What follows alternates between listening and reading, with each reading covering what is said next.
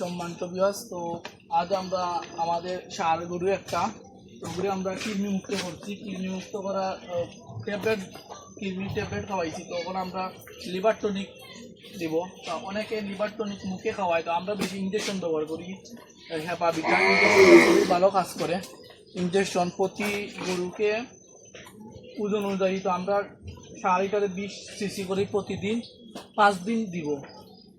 5 দিন দেওয়ার পরে আমরা জিঙ্ক দিব। তো লিভার টনিক আপনারা ইঞ্জেকশনও ব্যবহার করতে পারেন এবং ভালো কোম্পানির মুখেও খাওয়াইতে পারেন। অনেক সময় মুখে গরু খায় না, গরুকে খাওয়ানো যায় না, পানির সাথে দিলে খায় না। তো আমরা সাধারণত ইঞ্জেকশন ব্যবহার করি। ইঞ্জেকশনটা খুবই ভালো কাজ করে।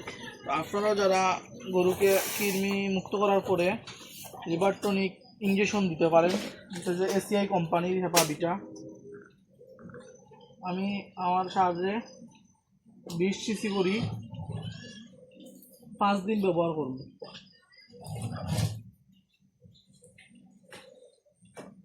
আর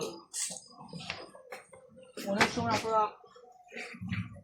বুলেট সিরিজ দিয়ে ব্যবহার করেন। তো বুলেট সিরিজ গরুর গাঢ় ফুলা মারি দেয়, আর অনেক সময় গরুর সমস্যা হয়।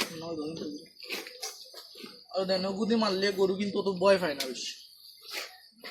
এই যে দেখা যদি দূর করিয়ে মারা যায়,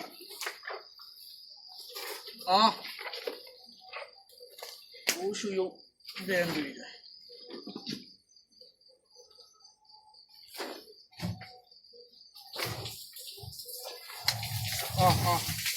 বুলেট সিরিজ দিয়ে যদি মারতাম, তো গরু আরো ডরাইলো অনেক লাফাইলো অনেক, জায়গাটা খোলা মারি দিল অনেক।